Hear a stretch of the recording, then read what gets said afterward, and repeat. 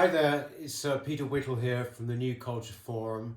It's a bit of a ad hoc broadcast we're doing today. It's Saturday, the 10th of April. I'm here with Rafe Hagelman, who of course you know from the channel. We've got together today because we didn't really want it to go unmarked, the momentous event yesterday of the death of Prince Philip. This is obviously a huge event for our country, and we wanted to properly consider it and look at it and the implications of it, what it really means for the country and for the monarchy. And I want to start actually by asking Rafe, because a lot of people who know Rafe from Counterculture on the channel would not necessarily know. Rafe, you have been a royal commentator for what, 2 decades now? Yes, I've been a royal commentator for 20 odd years since the death of Diana, Princess of Wales, in 1997. I've marked every single one of the major events of royal history since then for various international media.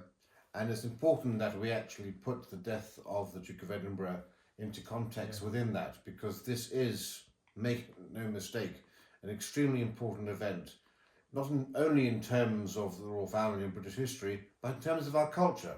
Because this was a man who lived for 100 years and who really epitomised many of those key core values that we associate with the royal family. And the transformation that has occurred within society, one could even say within the royal family, over that period is very much worth analysing, and also the impact that it has on Britain as a whole too, because we have to realise that within monarchies, it is events such as weddings, funerals, jubilees, coronations that actually become the markers, the points for us to reflect upon where we are as a nation, who we are as a nation, and what we believe are the key values of our nation. But it's interesting because that is actually when Walter Bagehot, the great constitutional historian writing in the 19th century, he talked about these universal facts as being one of the central appeals and strengths of monarchy, actually, that essentially marriages, births, deaths, it kind of like gives this lineage, doesn't it, to all of us? Absolutely. Bagehot spoke about the ceremonial aspect of the monarchy, and that really is one of the key elements that we have to look at, because, for example, one of the downsides of being the world's oldest continuous democracy is the fact that we don't have, as a nation, a battle of independence, a revolution, any great tumultuous event that we can look to as being the forging event for our civilization, for our country. And so being in a monarchy, it is those events such as royal births, weddings, deaths, coronations, jubilees, that provide those rare opportunities for us to come together as a nation. America has July the 4th, it's Independence Day, July the 14th in France for Bastille Day, in Canada it's July the 1st, Canada Day. But those are events which mark the forging of a nation. We haven't got that. So it's through the royal family, the living constitution of the crown, rather than a piece of paper. It's the living embodiment of the constitution that is the monarchy, and people need to understand. And I mean, for example, lots of people on Twitter have been moaning about why are we focusing so much on the BBC about Prince Philip during this time. It's because he is part of that living constitution of the crown. And that is actually who we are as a people and as a nation. And it's one of the few times we can get together to actually cohesively reflect upon our nation, history, past, constitution.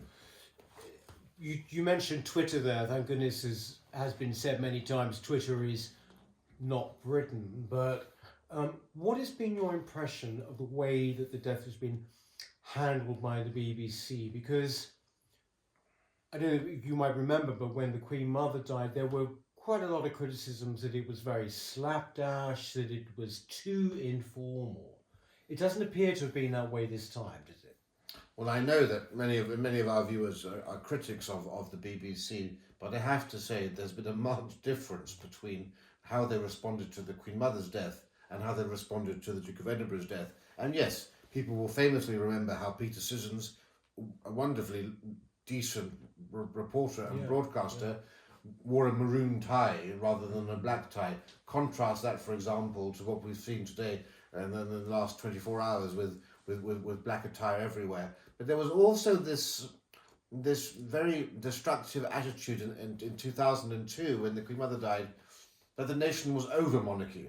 We have to remember the 90s were so destructive, and there was this sort of idea that nobody would come out for this centenarian, nobody was interested. But what happened? The British public came out in their tens of thousands to show their support, and it was almost as if it was a last dying gift of the Queen Mother to her daughter, whose golden jubilee was just a few months later. And everybody at the time had assumed that the golden jubilee would be a damp squib. Yeah. And it was almost as if the Queen Mother's funeral laid the groundwork for the golden jubilee after. It's a great shame now, of course, because of COVID, that the public don't have a similar opportunity to come out in great numbers to show their support for Prince Philip. But I think the lives of the Queen Mother and the Duke of Edinburgh are so similar in terms of the values that they espoused and the importance that it shows in terms of that essential British spirit of stoicism, which I think is waning so terribly. And it had not been for COVID, this could actually have been a huge opportunity for the public to actually reconnect with what it truly means to be British. I think this thing about Stoicism is particularly interesting at the moment because it's like the argument about what we are culturally, Stoic or not, has been fought out in microcosm in the royal family itself. So you had Diana. I remember there was this sort of like, there used to be this kind of game people played in the 90s, you know, like a rather silly dinner party game where it was Queen or Diana. And what they really meant was one was not talking about emotions, etc. The other one was spilling them out all over the place.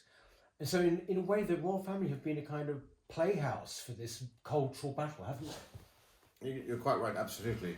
And I'm not going to be the one to try to compare and contrast the Duke of Edinburgh and his childhood upbringing and background, for example, with those of his, say his grandchildren, I will, if you and look at how they reacted to that. What I will say is that Britain transformed completely, or let us say, it became apparent to us all in 1997 with the death of Diana that Britain was a different country, or as Chamberlain might have said, a faraway country about which we know little, which was his reference to Poland at the time. Because there we saw people in the crowds mourning Diana in a completely illogical manner, screaming, shouting, crying for this woman that they had never met, more than they probably had cried for their own grandmother or mother. This national hysteria that we went through. And it was almost as if everything that we thought of as being British, stoicism, reserve, sang-froid, the stiff upper lip, none of that was present during the death of Diana. And that was an alarming wake-up call for many of us who basically wanted to assume that Britain in its current form would have continued. But the thing is, Rafi, you know, you're not going to draw comparisons, fair enough, you know, I don't mind doing it. But, you know, obviously, a while ago we had the interview with Meghan and Harry and it is all about victimhood, it's all about how badly I'm being treated. The fact is that what we do know, and what many people will know now for the first time, is that Philip in the early days really faced huge hostility, actually, as this kind of incoming foreigner, you know, with no role as such. But he basically really abided by that dictum of never complain, never explain. All right, well, let's draw comparisons then, right? I want to give a few couple of days before going into this, given how soon he had died. But yes, absolutely. But look before that. This was a man who had the most unorthodox childhood. Prince Philip would have been put into care today had he lived today and not been a member of the royal family. This man's upbringing was so tragic and so devastating that one can't imagine how say, for example, Prince William or Prince Harry would have coped had they been in his position, and yet Prince Philip showed none of the signs of stress and trauma that we have seen with younger generations. This was a man who was born on a kitchen table in Corfu during the time when the Greek monarchy, of which he was into which he was in the line of succession, was extremely unstable. His grandfather, King George I of Greece, had been assassinated. His family were arrested and exiled. King George V in Britain sent the Royal Navy out to rescue them. He was taken out of Greece in an orange box. He was then shuttled around between family members because his parents were incapable of looking after him. His mother was a schizophrenic, put into an asylum. His father had no care for him whatsoever, went to Monte Carlo to live with a mistress. He was passed between uncles and aunts and brothers and sisters rather. His sisters got married into Germany. His favourite sister died in a plane crash. Yeah. His guardian died at the age of 44 from cancer. All by the time Prince Philip was 16 years of age. Now think of what that would put on the mind of a person living today. We're talking about Oprah Winfrey's special for 6 episodes, let alone the one episode that she granted Prince Harry. And yet he was stoic through it all. He said, well, yes, this happened to me. Life must go on. Yes, but also the crucial thing is that one, he would never have dreamt of talking endlessly about his father and his mother and how it affected him. And I think the thing is, this is a very important point to make, really, because is that people might like hearing all of that stuff in the short term, but oddly enough, over a period of time, I think that they actually start to reevaluate it, and so it's the immediacy as opposed to the long-termism, if you like. But I think what's important is to actually look at Prince Philip's life and see how traumatic it was and how little time he had in his entire life for the indulgence of self-analysis, for the indulgence of all of the things that we now see portrayed in contemporary society, but also through Prince Harry and Meghan, for example, and compare and contrast that. Also, as you said, look at how Prince Philip was accepted, or not accepted, I should say, into the royal family when he first met, when he was first betrothed with the Queen in 1947 with the royal marriage. He was an outsider, he was German. The royal household at the time, the establishment, was very closed. They regarded him as rough, as uneducated, as ill-suited to the role. And it took him a good 10 years to actually get to a point where he would be firmly established within the royal family. And he played a major role in ensuring that those who came after him would have an easier ride of it. He was a great comfort to Diana, for example, and he made a great effort to ensure that those people who were marrying into the firm had an easy time of it. Now, he went through all of that with that background of his, and you compare and contrast that upbringing to Prince Harry's upbringing. You compare his entry to Meghan's entry, and I'm sorry, but there is no comparison at all. And you really begin to think about the thin skin of contemporary society and how whenever I think about these things, I always think about Sweden, because Swedish children, who are probably the most privileged or amongst the most privileged in the world, have the highest levels of depression in the world. And why is that? Because the school system constantly asks them about their feelings, about their emotions, and they obsess about these things. And I can't help think of that correlation. No, it's a good brisk walk in the open air never did anyone any harm. Where do you think this leaves? I think it's obvious. It does no great insight here that there will be a huge amount of sympathy for the Queen. My feeling, about the Queen is that in recent years she's gone on to an entirely different level, right? But she is now really the repository, the sole repository of what you were describing, really, isn't she? I mean, there's no one. I don't think Charles is in the same way, perhaps Anne, but she's the she's the last wartime monarch we're going to have, isn't she? That's correct. I still think that there are vestiges of the imperial monarchy in the Prince of Wales and in the Princess Royal. I think there is so much. You of called the them Queen. once the last black and white royals. Right. Yeah, Well, it's true. yeah. It is very true. And so there is that change. I mean, there was a 10-year gap between, for example, the birth of the Prince of Wales and Princess Royal and Andrew and Edward. And there is that shift. I tried to avoid in 2002 saying that the Queen Mother's death was the end of an era because I regarded the Queen as being her mother's daughter, and you had Prince Philip still at the time. But we are at that point, essentially, where we're coming to the point where there is an end to those fundamental concepts that we associated with the British character. That stoicism, that reserve, that concept of service and duty before and above all else. Never complain, never explain. And the Prince of Wales has explained. There are others who have, but it was really the Duke of Edinburgh and the Queen. And it was put very well by one commentator who said the Prince of Wales was a romantic, the Duke of Edinburgh was a pragmatist. Very similar in many respects in terms of their interests, but it was in terms of their attitude. And I hate to say it, but we've come to a point where we have seen Britain go through this cultural revolution over the last 20, 30, if not more years. And the fact that the Duke of Edinburgh isn't better appreciated and respected and indeed loved today is a sign of how far that revolution has gone. Because this was a man who was so concerned about conservation, but he wasn't a tree hugger. He wasn't a green. He wasn't an environmentalist. This was a man like Teddy Roosevelt in America who shot, who stalked, who hunted, but was so concerned about the eradication of species rather than the torture done to a panda in a zoo somewhere. He didn't care about those things.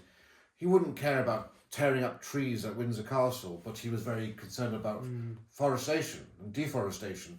This was a man who was a conservationist, as a conservative would be, a conservative conservative with conservation. This was a man who was concerned about art, philanthropy, so many things which his son also took on.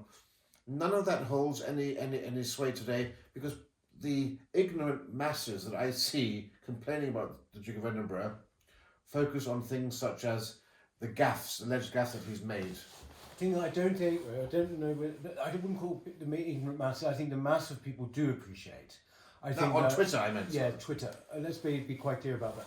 The people who take offence, the kind of people who take offence are the people who will take offence. And in fact, that's what they are doing. And if you made a few comments or whatever, that's exactly, they'll go off on that. I think your point, I think, is absolutely right. It's almost like he's too big a person to exist in our rather small age. I mean, we live in a small, very trammelled age, I think, now. One thing about the monarchy generally, there was a poll out this week which was looking at people wanted William, 20% more wanted William to succeed the Queen than Charles, be that as it may. What I found interesting about the poll, something because I've written about it myself in that book I did, is that it was about between 15 and 20, so about 17% of people actually said no, neither of them, let's have a president. What that really means is that since we've been talking about monarchy, and we first actually did a debate, didn't we, in Durham when we met a long time ago, since we've been doing it, it's not really changed. People keep saying, oh, but it's the Queen, they're thinking of the Queen. No, when you sort of say to people, after she has gone, do you want it to continue?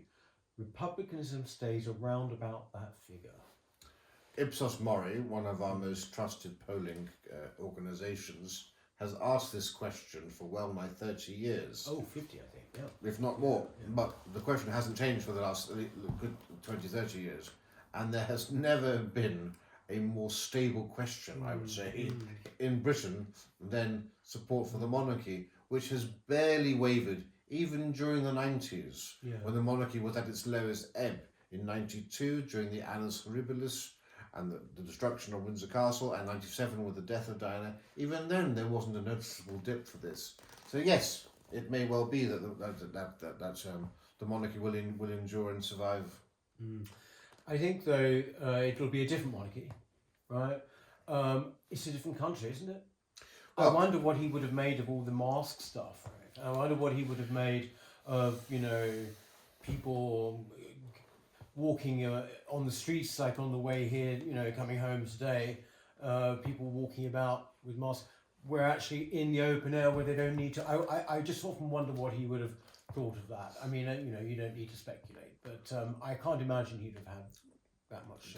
The monarchy has endured and survived in this country, whereas it's collapsed in France, in Germany, in Russia, and elsewhere, because our monarchy uniquely has been able to evolve and adapt slowly and subtly, never leading the vanguard, but always being behind and slowly changing. And so the monarchy of today is not the monarchy of the 90s, which is not the monarchy of the 70s, which is not the monarchy of the 50s. And that has been the solution to its success. Changing necessarily, but keeping the fundamental trappings of power. My only concern is that the monarchy risks disconnecting itself completely if it is to really follow the path which unfortunately we are seeing laid down by the younger generation, and if it loses all of the lessons and the great example set to it by people such as the Duke of Edinburgh, the Queen, and the Queen Mother. I think the biggest thing possibly facing any future monarch is that we all know the Queen has never given an interview. Philip did under serious duress. Queen has never done it. But that era is entirely gone. That is simply impossible now, isn't it? Whether it's Charles or whether it's William or whoever it is. Absolutely. The Queen Mother gave an interview once. King George V rapped her knuckles for it, and she never gave another interview again. Really? And she became the most loved member of the royal family. Why? Because she was a blank canvas onto which we could all put our views. Now, the reality was she was perhaps arguably further to the right than Genghis Khan on many issues, but nobody actually knew that. And I think that's one of the qualities that the Duchess of Cambridge, Kate, has understood. Yes. Don't speak out on these issues, because as soon as you speak out on an issue, you become political and you divide. And we've seen that with Meghan, for example. As soon as you speak out, you become divisive. And the success, I would argue, of the royal family depends upon that. And I see great strength in the Duke and Duchess of Cambridge, Prince William and Kate, in choosing causes that are important but aren't divisive. Yeah. Well, all right. I mean, it's been good to talk to you about it. I mean, we both obviously care hugely. We're talking from a position of caring a lot about the institution and also about Britain. But anyway, thank you very much for watching. I think I don't quite know what the appropriate way is of ending something like this, but I think our thoughts obviously are with the Queen. And next week, because we're recording this on the Saturday, we're going to have the funeral, which of course will be in much different circumstances than otherwise it would be. But I think that by then maybe some real appreciation, I think, would have been flowing for the past week. Rafe, thanks very much. Thank you, Peter. Thank you, and we'll see you back in the studio next time round. Okay, take care. Thank you.